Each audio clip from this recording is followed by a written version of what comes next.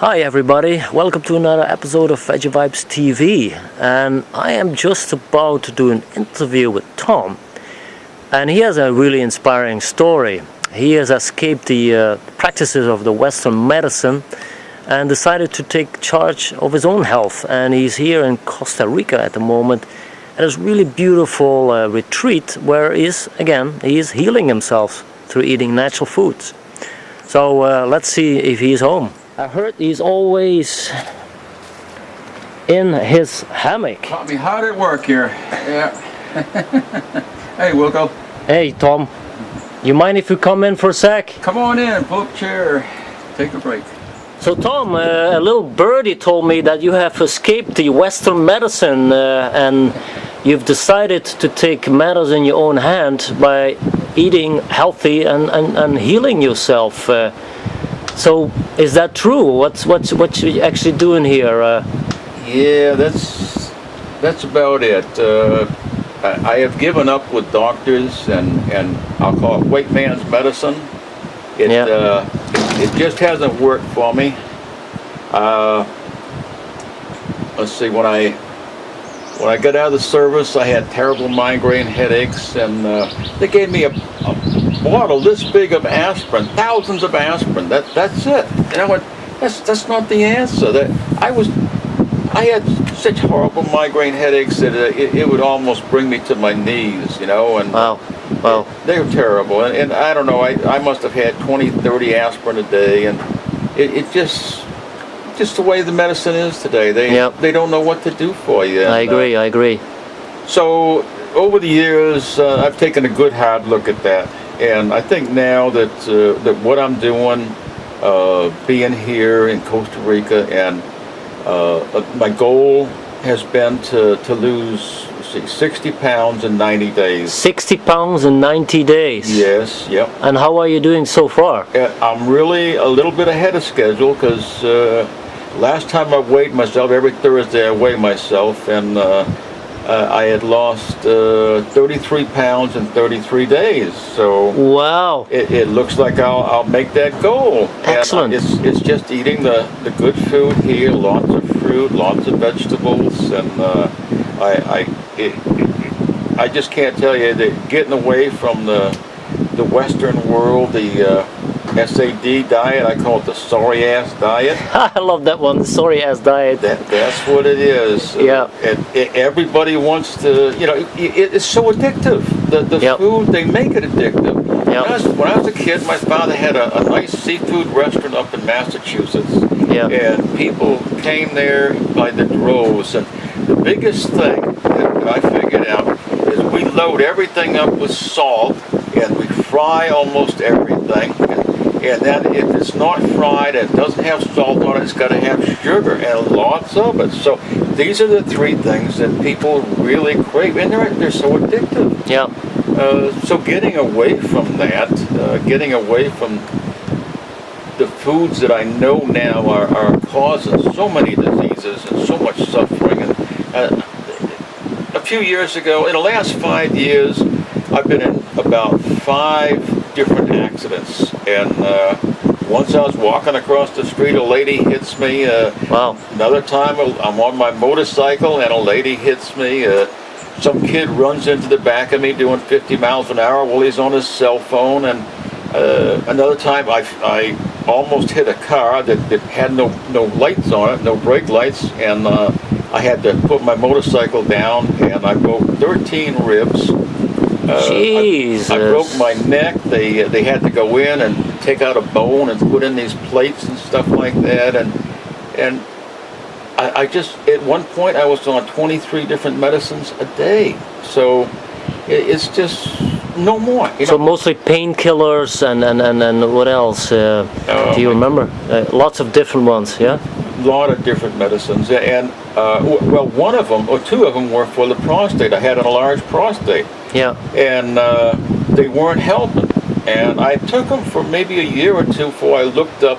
One of them, it causes a rapid prostate cancer. Here it's supposed to be helping me. That's crazy. To shrink the prostate, and instead, many people wind up getting a rapid growing prostate cancer. So That is crazy. no more of those. Since I've been here, my prostate has shrunk. I think it's normal size. I am urinating normally. I am sleeping. Maybe I'll have to get up once during the night. Quite often, not even that. Whereas before, 4, 5, 6 times a night, I was getting up to go urinate. Wow. I've had a lot of good success just being right here. I had something in my eye or on the eyelid and a little piece of skin. I asked the doctor what that was, and Yeah. they said, "Oh, huma, something." You don't know what they're talking about. And I said, "Well, is it cancerous?" And again, with you know, and they just can't say yes or no. But anyhow, the thing is gone. It's just disappeared. Beautiful. Yeah, so a lot of little things like this. My eyesight, I have not used my glasses in about 4 weeks now, and I'm reading, and they're bifocals, and some days it's a little harder than others to read, but I need to have more light to read, but I can read, and I'm reading fine print some days too. That's So, amazing, Tom. Yeah, well, I've been looking at the sun, and this they call sun gazing.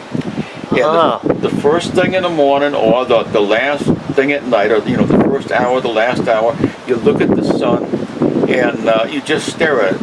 And for 10 seconds the first day. Yeah. Then the second day, 20 seconds. The third day, 30 seconds, and you just go up from there. Today I was looking at the sun for 7 minutes, so I really. Just looking at it, and you don't go blind looking at the sun. The reason you look the first hour, they say there's no RF energy. Is RF, or what do they call that sun rays? Ultraviolet rays or something? I don't know. Indeed, yeah, ultraviolet lights, yeah. Yes, and you don't have any, and when it gets up higher, that's when you start getting the harmful rays. But even then, people can look at the sun all day long. So you build it up in a sense. You build up 10 seconds a day. I believe this is what's helping my reading. Yeah. I listened to this one Indian guru, and he's talking about doing it like this, with both feet on the ground, barefoot on the ground, not on the grass, but on the ground, because the grass is competing for the sun's rays. So yes, interesting. It is, it seems to let the sun go in and touch a couple of glands in your brain. I think it's the pituitary and the pineal gland, and this helps helps the whole body. So many things get better just from the sun. And you get up to 45 minutes a day, and then I think that's it. You're set for the rest of your life. But the doctors, about 40 or so years ago, they wanted to take out the pineal and the pituitary gland. I think most people kind of slowly learning that is not the way, and that you have to trust the healing system of the body. Exactly. So what I'm curious, and my viewers no doubt curious about, what is on average on a daily basis, what is your diet, what do you eat, what is your routine? Okay, well I like to do the carrot juice with apples, and when I'm maybe I'll make like 8 ounces of that.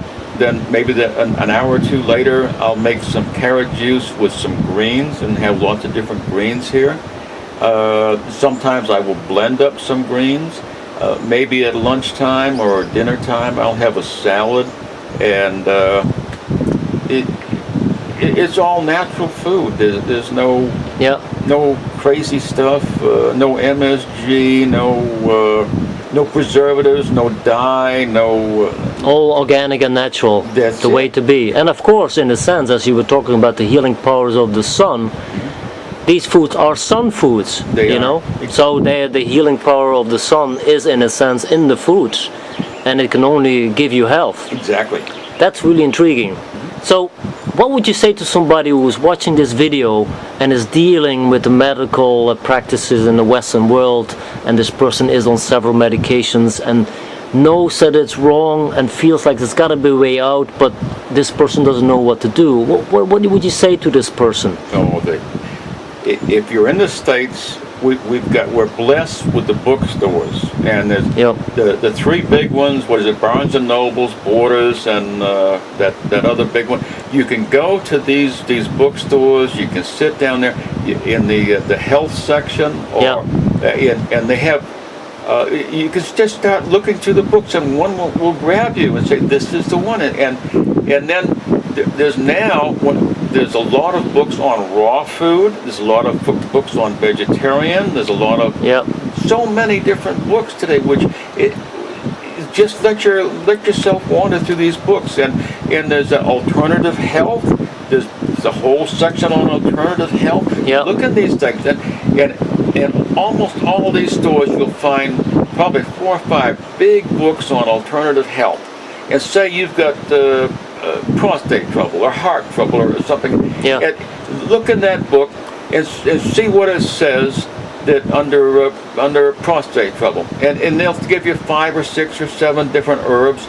Go to the next book. You're only reading about half a page, so you can go through 5 of these big books and make a list of what they're saying to do.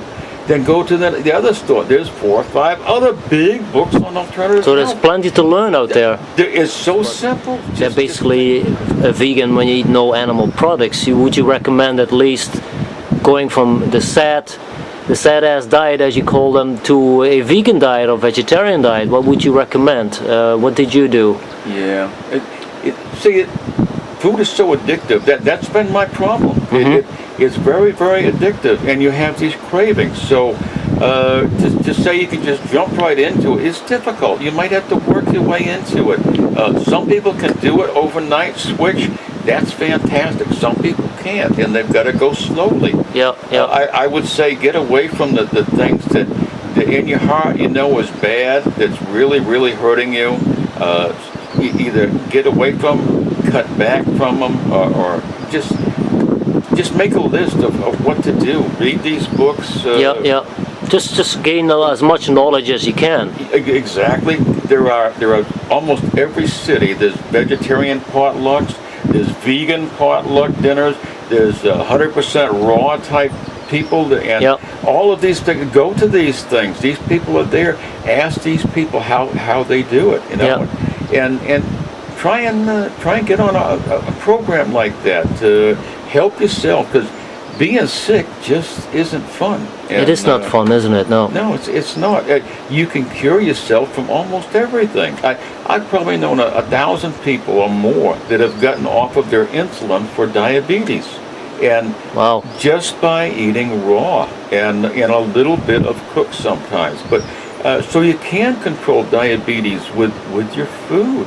The same way with your heart problems. People having doctors don't know you can get off of these things. They don't know you can heal yourself. They've been trained by the big pharmaceutical companies for extreme profit, and all they know is their prescription pad. If you took a doctor and you take away his prescription pad, what do you got? A guy that's out of business. Exactly. I totally agree. So you agree with me as well that if a person is looking to change their life to a better diet and eating the regular diet, that they would first start with removing all the animal products in their diet. And I feel that's for a lot of people a huge step. Find alternatives for milk and yogurt and meats and stuff. There's plenty of stuff out there. I think you agree that's the biggest first step you can take when you want to take charge of your own health, to remove all the animal products in your diet. Oh, exactly. That will help. Well, Tom, I gotta say, and just looking at the view here where you are, that's like healing in itself, isn't it? Oh, it is, yes. You got a great spot. Yeah, this is great. This is heaven here. That's very inspiring, Tom. Thank you very much, man. Thank you. I appreciate it. I really do. You're welcome. and we will get this out on the web, and we'll touch as many people as we can. Fantastic. Great. Have a nice day. All right, you too. Ciao. Bye.